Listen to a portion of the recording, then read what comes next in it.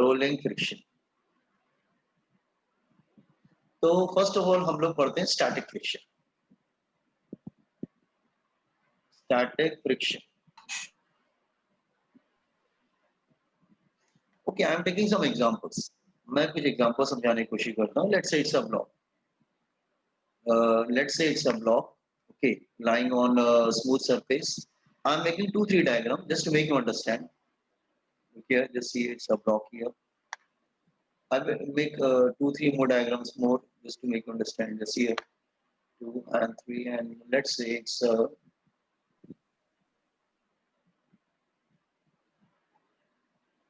okay. No, okay. See here, it is placed on a ground. Ground पे रखा हुआ है, ठीक है? Placed on ground. Let's say it's a ground, okay? And this is block. Let's say I'm taking example. Let's say no force is applied. Force applied is zero. So if no force is applied, there will be no friction. Then friction is zero. So force applied is zero, friction is also zero. इस block अगर completely rest पे है और तुम कोई force apply नहीं कर रहे हो तो फ्रिक्शन नहीं आएगा। नो, लेट्स से ठीक है, आपने सोचा मैं इसको मूव करता हूँ ब्लॉक को, तो you have applied a very small force. आपने एक स्मॉल फोर्स अप्लाई किया, let's say this is F. So what did frictional force do? वो भी सेम फोर्स अप्लाई करेगा, सेम प्रोपोर्शन में, अपोजिट डायरेक्शन में, एंड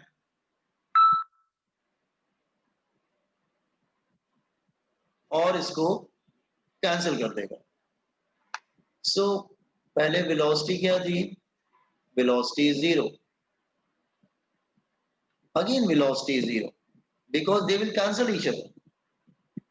ठीक है? ठीक है। सो जितना फोर्स एक्सटर्नल आपने अप्लाई किया उतना ही फोर्स फ्रिक्शन ने अप्लाई किया, कैंसिल कर दिया। सपोज आपने अपने फोर्स को इंक्रीज किया, यू इंक्रीज द फोर्स। आपने फोर्स को इंक्रीज किया तो फ्रिक्शनल फोर्स ने भी अपने आप को सेम प्रोपोर्शन में इंक्रीज किया और कैंसिल कर दिया।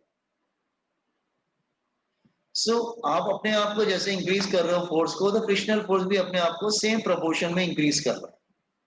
लेट्स से आपने फोर्स और इंक्रीज किया, लेट्स से नाउ फोर्स और इंक्रीज किया like this way here. So frictional force भी अपने आप को इंक्रीज करेगा और वो मैक्सिमम पे आ जाएगा। Just see it will reach to maximum, that is max.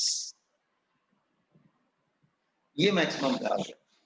Now object is going to slide. Now object is going to slide. The velocity is greater than equal to zero. Now just going to slide. Going to slide. ये आपको diagrams में क्या समझ में आ रहा है? जैसे टेल मी वन लाइन, आपको क्या समझ में आ रहा है डायग्राम? आप फोर्स अप्लाई कर रहे हो, फ्रिक्शनल फोर्स भी अपने आप को अप्लाई कर रहा हो, कैंसिल कर दे रहा है। आपने फोर्स इंक्रीज किया, उसने भी इंक्रीज किया, कैंसिल किया। फिर आपने फोर्स बहुत ज्यादा इंक्रीज कर दिया तो उसने भी अपने आप को इंक्रीज किया। नाउ फ्रिक्शन मैक्सिमम पे आ गया, मतलब उससे ज्यादा अपने आप को एक्सीड नहीं कर सकता। Now object is going to slide. इसका मतलब हमको क्या समझ में आया कि frictional force is going here. हाँ, मुझे क्या समझ में आया कि frictional force is self adjusting force. वो एक सेल्फ एडजस्टिंग फोर्स होता है। Are you getting? The frictional force is self-adjusting force. Just wait. मतलब वो अपने आप को एडजस्ट करता रहता है according to the external force. Frictional force is self-adjusting force. Is self-adjusting force.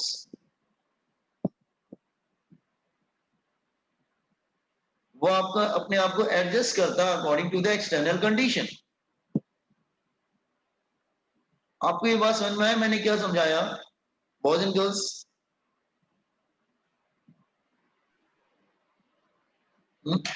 समझ में आ रहा है क्या समझाया मैंने? ये Sakshi, you want to say anything?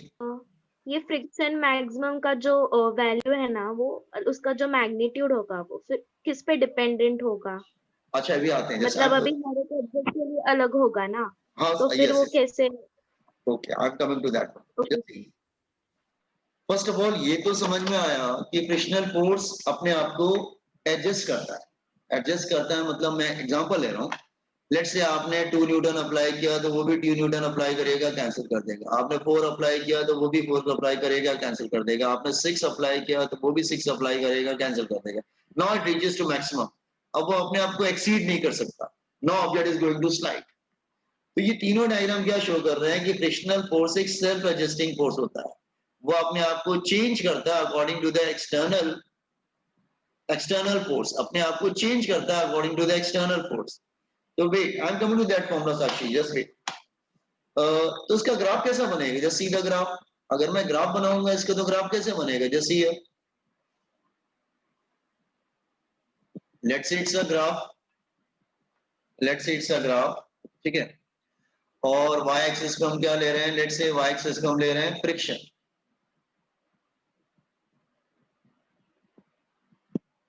ठीक है। और इस पे ले रहे हैं this see applied force.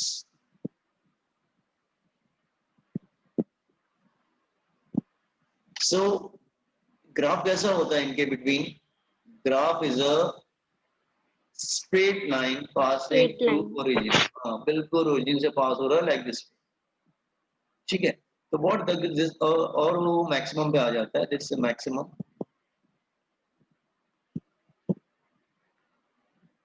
Maximum मतलब जैसे यहाँ पे क्या था, 0 0।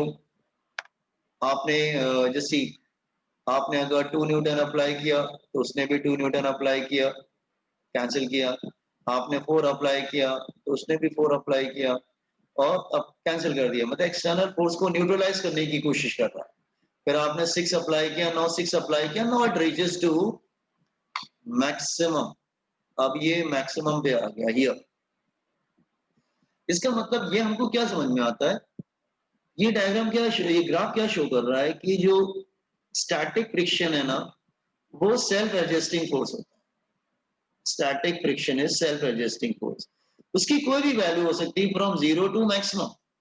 वो 0 से लेकर मैक्सिमम तक कोई भी वैल्यू एक्वायर कर सकता है, ठीक है। 0 से लेकर मैक्सिमम तक कोई भी वैल्यू एक्वायर कर सकता है। सर आपका आवाज ब्रेक हो गया। आवाज ब्रेक हो रहा है? जा रही है आवाज? हाँ थोड़ा नेट का तो प्रॉब्लम दिख रहा है मुझे आज। आपको समझ में आया कि दोबारा समझाऊं? सर ये ग्राफ वापस समझाइए ना। ग्राफ दोबारा समझा रहा हूँ। जैसे ये ग्राफ क्या शो सर कर फिर रहा से है? एक बार समझो। अच्छा ठीक है, वापस। वापस वापस, ओके। स्टैटिक फ्रिक्शन में क्या था? सपोज कोई ब्लॉक है, कोई बॉक्स है, सपोज बहुत बड़ा बॉक्स है, उसके अंदर कुछ बुक्स वगैरह रखी है, हैवी है। आपने सोचा वो ऐसा रखा हुआ है, ऐसे रख, नोबडी टचिंग दैट बॉक्स, तो इसका मतलब अप्लाइड फोर्स इज 0, तो फ्रिक्शनल इज 0। सर आपकी आवाज बहुत कट।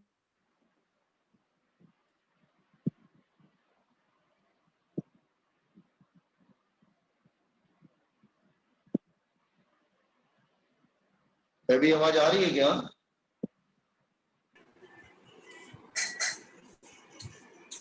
Hello, hello. हाँ आवाज आ रही है मेरी क्या? हाँ सर आ रही है। हाँ आ रही है सर। नो, तो मैंने क्या बोला कि जस्ट ये frictional force self adjusting force होता है। मतलब अगर आप फोर्स नहीं अप्लाई करोगे तो वो भी 0 रहेगा। वापस गई सर आवाज आपकी। वापस गई? क्या है, वापस कट हो रही है। ये प्रॉब्लम बहुत है आज। आज नेट का थोड़ा सा इशू हो रहा है और मैं नेट चेंज करूंगा, पता नहीं वो वर्क करेगा कि नहीं करेगा। लेट मी, मैं इसको दूसरे सिम पे चेंज करके देखता हूँ। Actually I am using mobile data right now. Okay okay, can you able to see the screen? आपको स्क्रीन दिख रहा है क्या? Yes sir. Okay now, yes sir. Okay now now see. तो मैं क्या बता रहा था कि जैसे फ्रिक्शनल फोर्स जो है ना, स्टैटिक फ्रिक्शन, वो अपनी वैल्यू को एडजस्ट करता है according to the external force. मतलब अगर एक्सटर्नल फोर्स 0 है तो वो भी 0 रहेगा। अगर एक्सटर्नल फोर्स लेट से अगर 2 न्यूटन अप्लाई किया, वो भी अपने आप को 2 अप्लाई करेगा, कैंसिल कर देगा। तो वो अपने आप को चेंज कर रहा है। अगर 4 अप्लाई करेगा तो ये भी 4 अप्लाई करेगा, कैंसिल करेगा। इक्वल एंड अपोजिट होगा, कैंसिल करेगा। तो आपने 6 अप्लाई किया तो वो 6 अप्लाई करेगा, लेकिन now it coming to maximum. Maximum मतलब अब वो अपने आप को एक्सीड नहीं कर सकता। इसका मतलब स्टैटिक फ्रिक्शन की वैल्यू 0 से लेकर मैक्सिमम वैल्यू तक कोई भी वैल्यू हो सकती है। तो एक्चुअली वो अपने आप को एडजस्ट कर रहा है according to the external force. जैसे कोई फ्रेंड है आपका, जैसे वो आपको पुश कर रहा है, आपने ठीक है वो कुछ नहीं कर रहा है तो आप भी चुपचाप बैठो। उसने आपको थोड़ा झटका दिया, आपने अपने आप को उसको अपोज किया, रोका। उसने और ज्यादा फोर्स अप्लाई किया तो आपने भी और फोर्स अप्लाई किया, लाइक दिस वे। वो और इंक्रीज कर रहा है तो आपने भी अपने फोर्स को मैक्सिमम पे ला दिया। इसका मतलब आप अपने फोर्स को एडजस्ट कर रहे हो according to the external force. The same thing is going here. यहाँ पर क्या हो रहा है कि जो स्टैटिक फ्रिक्शन है वो अपने आप को चेंज करता रहता है, इंक्रीज करता रहता है according to the external force. ऐसा नहीं होता है कि आप 0 अप्लाई करो तो वो मैक्सिमम अप्लाई कर देगा, ऐसा नहीं, नो। तो ग्राफ कैसा है, जस्ट हियर लेट्स से इट इज 2, सो आपने अप्लाइड फोर्स इज 2, तो दिस इज आल्सो 2। तो आपने 4 अप्लाई किया तो इसने 4 अप्लाई किया, फिर 6 अप्लाई किया, now it applied 6, now it reaches to maximum. Now object going to slide. अब ऑब्जेक्ट मूव करने जा रहा है बस। नाउ ऑब्जेक्ट मूव कर गया, now velocity is greater than equal to 0। अब ये ग्राफ समझ में आया स्ट्रेट लाइन क्यों है? वो अपने आप को एक्सटर्नल फोर्स के अकॉर्डिंग एडजस्ट कर रहा है। You got this graph, boys and girls?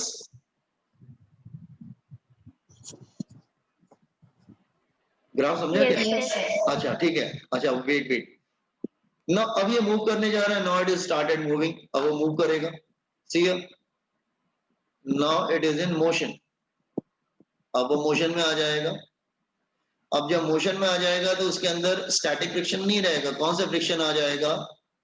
Kinetic friction आ जाएगा, that is kinetic friction. Is it clear?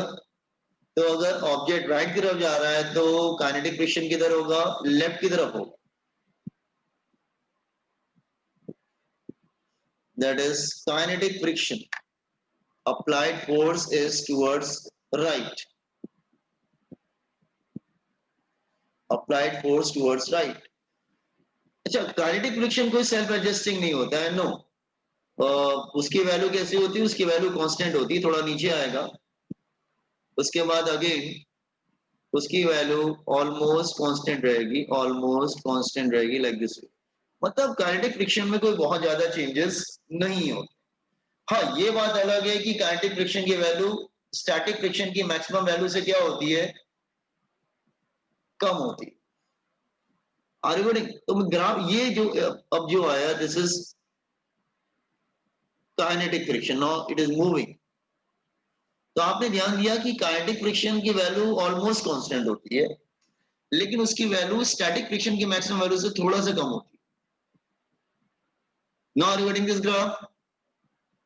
तो पहले स्टैटिक फ्रिक्शन लेकिन बहुत स्मार्ट था, वो सेल्फ एडजस्टिंग था, ठीक है। वो अपने आप को चेंज करता रहता है according to the external condition.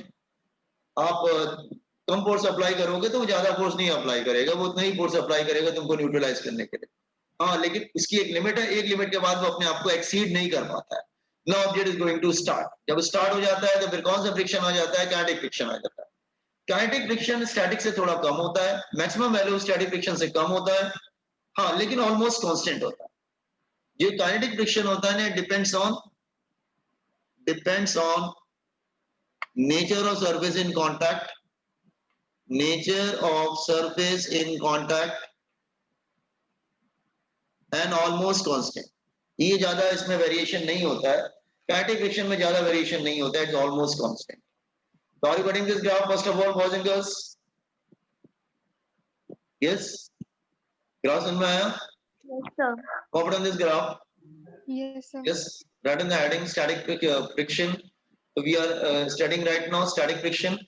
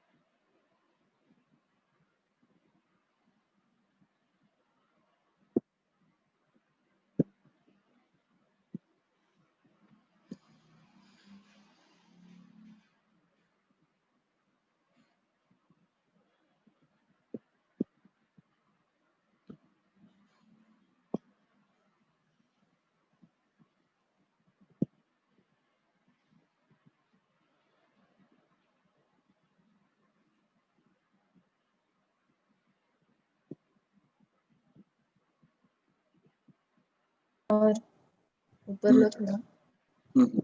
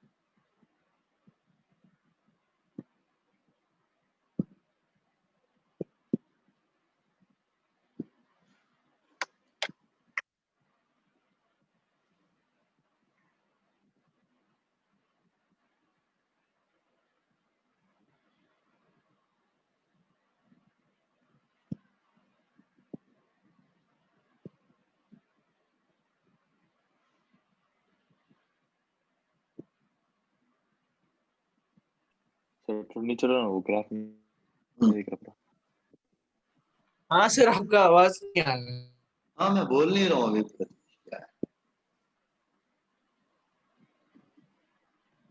थोड़ा नीचे रहा सर, ग्राफ नहीं दिख रहा बस।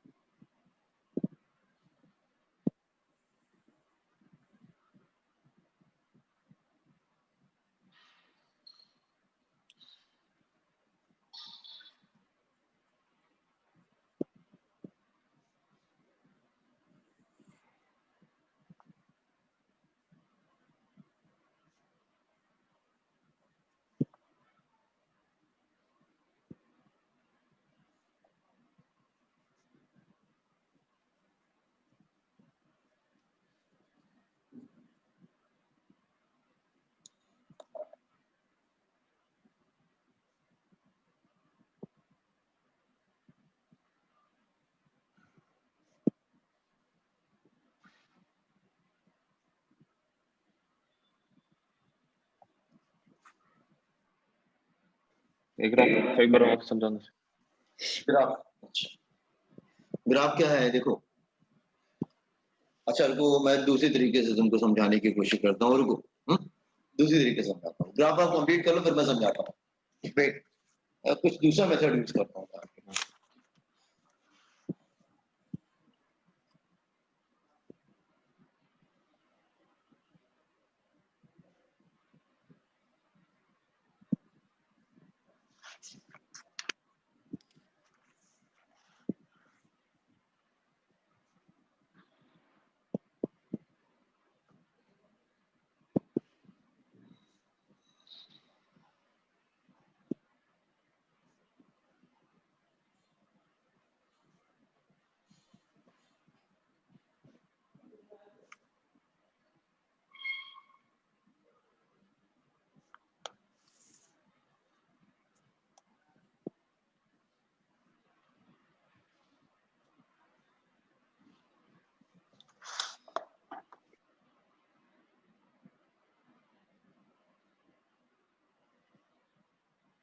ग्राफ देखो स्ट्रेट लाइन क्या बोलता है कि they are directly proportional to each other.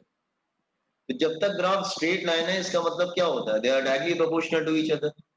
इसका मतलब स्ट्रेट लाइन ग्राफ क्या बता रहा है कि पासिंग थ्रू ओरिजिन वो ये बता रहा है कि static friction is proportional to what? Applied force. Static friction is proportional to applied force.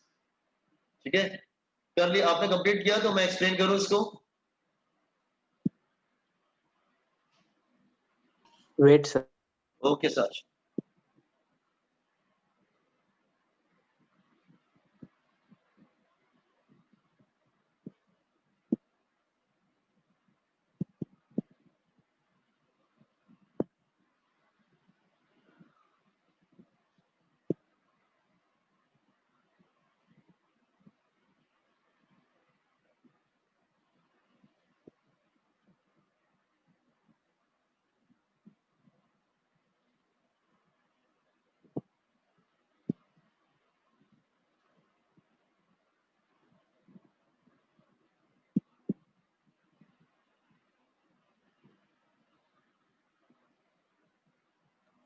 Straight line यही बताएगा ना बच्चे, स्ट्रेट लाइन का मतलब हुआ कि ये जो स्टैटिक फ्रिक्शन है that is proportional to what, applied force. Static friction is proportional to applied force, proportionality का साइन है, just let me write it neatly. ठीक है, तो मैं क्या बोल रहा हूँ, this here straight line graph means static friction is proportional to applied force. Static force friction applied force के equal है। Okay, completed? Was it girls?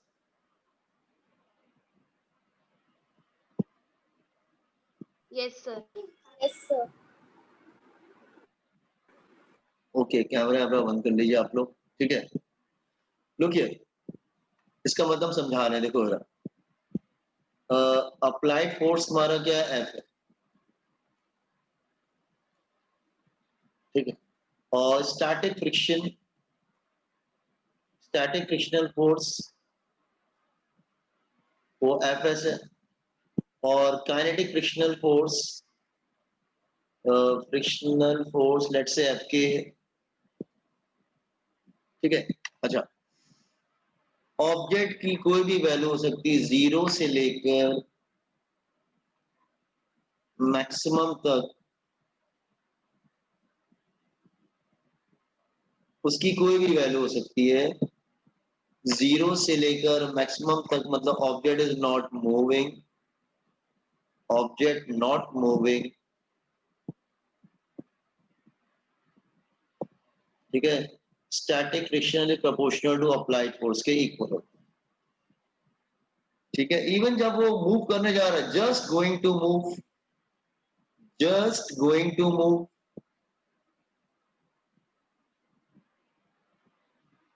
To slide, even वहां पे भी तुम्हारा ना दोनों इक्वल होता है, अप्लाइड फोर्स के इक्वल होता है। इसका मतलब स्टैटिक फ्रिक्शन की कोई भी वैल्यू हो सकती है 0 से लेकर मैक्सिमम तक, and that is equal to applied force, वो अप्लाइड फोर्स के इक्वल हो। Are getting? लेकिन एक बार वो मूव करना स्टार्ट कर देगा, जैसे here once it started moving, अब एक बार वो मूव करना स्टार्ट कर देगा like this way, here now it is moving, फिर कौन सा फ्रिक्शन आ जाता है, काइनेटिक फ्रिक्शन आ जाता है। Kinetic friction is greater than or you can say less than or equal to applied force, less than equal to applied force। now motion में आ गए। देखो मैं क्या समझा रहा हूं, जब तक ऑब्जेक्ट रेस्ट पे रहेगा उस वक्त स्टैटिक फ्रिक्शन अप्लाइड फोर्स के इक्वल रहता है हमेशा। हाँ, जब वो स्लाइड करने जा रहा है इवन उस वक्त भी इक्वल होता है, ऑलमोस्ट इक्वल होता है, वो स्लाइड करने जा रहा है, लेकिन एक बार वो स्लाइडिंग स्टार्ट हो जाती है उसकी, तो फिर काइनेटिक फ्रिक्शन आ जाता है, और काइनेटिक फ्रिक्शन जो है वो अप्लाइड फोर्स से लेस देन इक्वल टू होता है, मतलब कम भी हो सकता है और इक्वल टू हो सकती है, डिपेंड्स कि वो किसका मोशन कैसा। अगर उसका मोशन जस्ट वेट, इसमें भी आप दो केसेस कर सकते हैं, वेट,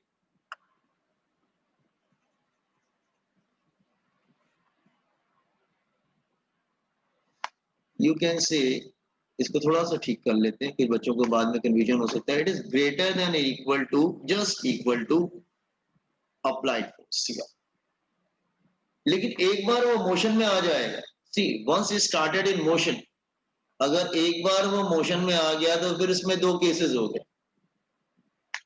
अब या तो वो कांस्टेंट स्पीड से मीट, जैसे इसमें दो केसेस हो गए, look here 1 and 2।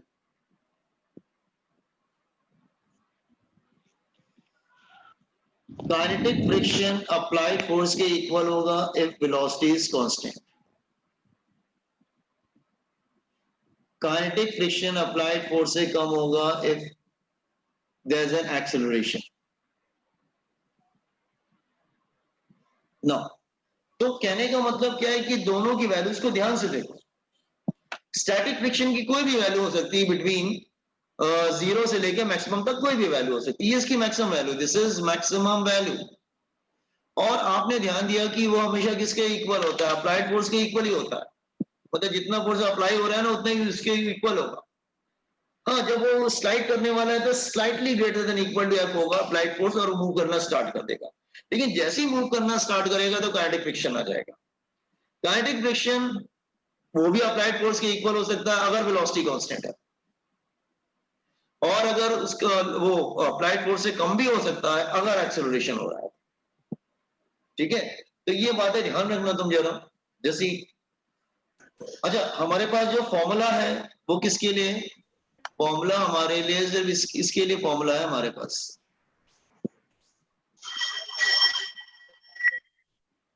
Are you getting? इसके लिए फॉर्मूला है, मतलब इससे अगर कम होगा तो उसके लिए कोई फॉर्मूला है ही नहीं। बहुत ही गलत। अगर उसकी मैक्सिमम वैल्यू से कम होगा तो कोई फॉर्मूला नहीं, तो बच्चे कैसे कैलकुलेट कैसे करते हैं? तो static friction is proportional to applied force, applied force के इक्वल ही होता है। Are you getting this little bit? ये ऐसे मैंने थोड़ा सा एक बनाया चार्ट टाइप का, आपको समझ में आ रहा है क्या? Yes, sir.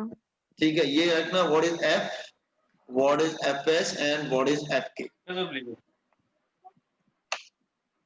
येतो की आवाज आहे? काय म्हणलं आवाज येतो? लाईट नाही काय? नाही.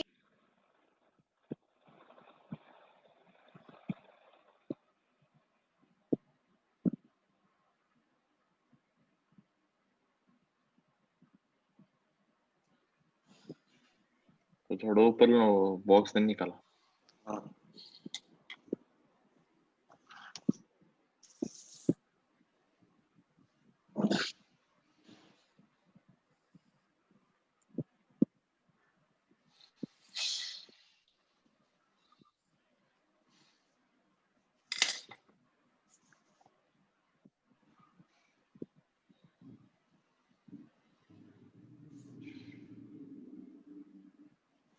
तो अगर वो मैक्सिमम तक नहीं पहुंचेगा तो आप स्टैटिक फ्रिक्शन की वैल्यू क्या लेंगे?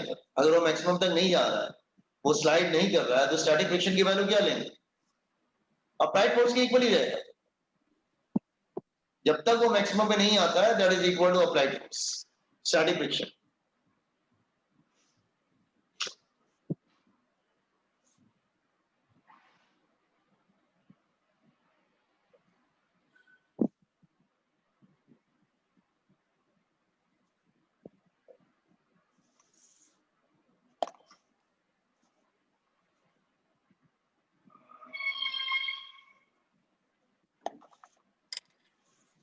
हो गया? आप लोग ये समझ में आ रहा है मैंने क्या बनाया? ये ऑब्जेक्ट जब तक मूव नहीं कर रहा है तो स्टैटिक फ्रिक्शन किसके इक्वल है? Applied force. मूव करने जा रहा है तो भी स्टैटिक फ्रिक्शन अप्लाइड फोर्स के इक्वल है। हाँ, अगर वो मूव कर रहा है तो अगर वो कांस्टेंट वेलोसिटी से है तो काइनेटिक फ्रिक्शन अप्लाइड फोर्स के इक्वल है। हाँ, अगर उसका एक्सेलरेशन हो रहा है तो kinetic friction less than the applied force.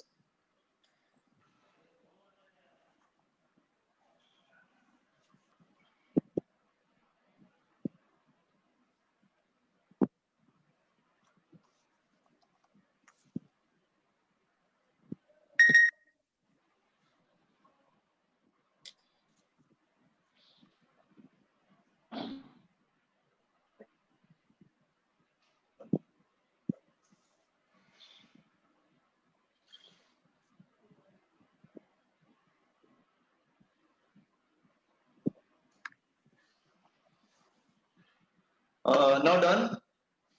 तो मैं थोड़ा सा डायग्राम के थ्रू समझाता हूं उसको। Sir. Okay, Yes, sir. अब इसके फॉर्मूलेस का आता है, ध्यान सुनो।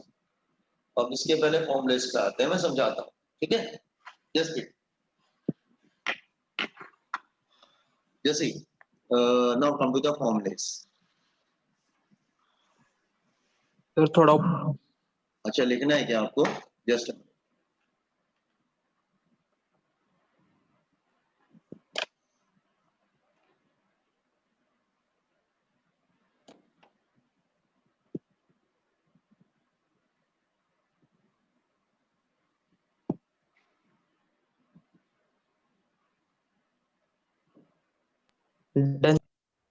हाँ हो गया।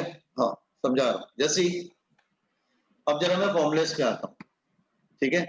उसके लॉज बना रखे हैं। लॉज मतलब बहुत सारे एक्सपेरिमेंट किए गए, ये सब लॉज वगैरह है। लॉज की जब लॉ बोलते हैं ना, इसका मतलब वो एक्सपेरिमेंटली प्रूव किए गए, ठीक है। ओके, तो लॉज होते हैं इसके। तो लॉज ऑफ स्टैटिक फ्रिक्शन, वैसे लॉज बहुत से होते हैं, अपने बुक से देख लीजिएगा, लेकिन मैं बहुत ज्यादा थ्योरी डिस्कस नहीं कर रहा हूँ। I am coming to straight away numerical point of view. Laws of static friction. So हमने नॉर्मल पढ़ रखा है, हमने नॉर्मल पढ़ा है ना, याद करो। जस्ट वेट, हाँ याद करने की कोशिश करो। हमने नॉर्मल पढ़ा हुआ है। हमने 3 केसेस पढ़े थे। लुक हियर, हमने पढ़े थे अगर सरफेस हॉरिजॉन्टल होता है, जस्ट वेट, अगर सरफेस हॉरिजॉन्टल है तो हमने क्या पढ़ा था? नॉर्मल फोर्स ऊपर की तरफ होगा, वेट नीचे की तरफ होगा।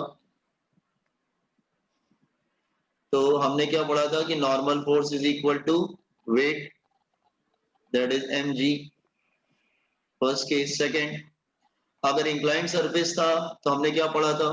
अगर सरफेस इंक्लाइंड था, जैसे यह सरफेस इंक्लाइंड सरफेस है, तो हमने पढ़ा था this one, mg cos theta। हाँ, normal force mg cos theta होता था। इसके अपोजिट क्या आता था? mg cos theta. तो हम लोग पढ़ा था normal force mg cos theta होता है, ठीक है। जिसमें थोड़ा सा ये टिल्ट हो गया है, थोड़ा डायग्राम सीधा कर लेंगे, ठीक है। हाँ, थर्ड केस हमने पढ़ा था कि अगर वर्टिकल सरफेस है और आप किसी ऑब्जेक्ट को प्रेस कर रहे हैं against the wall,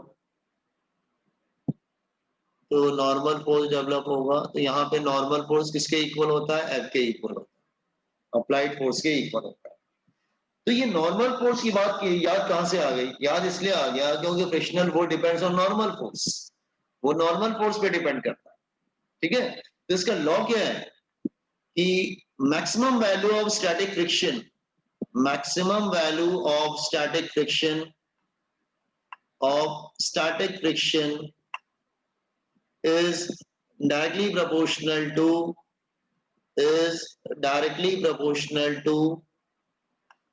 normal force, proportional to normal force. वो नॉर्मल फोर्स पे डिपेंड करता है। नॉर्मल फोर्स, इसका मतलब static friction is proportional to normal force, वो नॉर्मल पे डिपेंड करता है। और नॉर्मल तुमको याद रखना पड़ेगा कि अगर इंक्लाइंड सरफेस है तो normal force mg cos theta है, हॉरिजॉन्टल सरफेस है तो नॉर्मल फोर्स mg है, अगर वर्टिकल सरफेस है तो नॉर्मल फोर्स अप्लाइड फोर्स के इक्वल है, ठीक है। तो static friction is proportional to normal force. Proportionality का साइन जाता है तो get a constant here. Constant क्या आता है? Mu S, mu S. This is a small formula for friction where what is mu s stand for? Where mu s is constant of proportionality, mu s proportionality constant,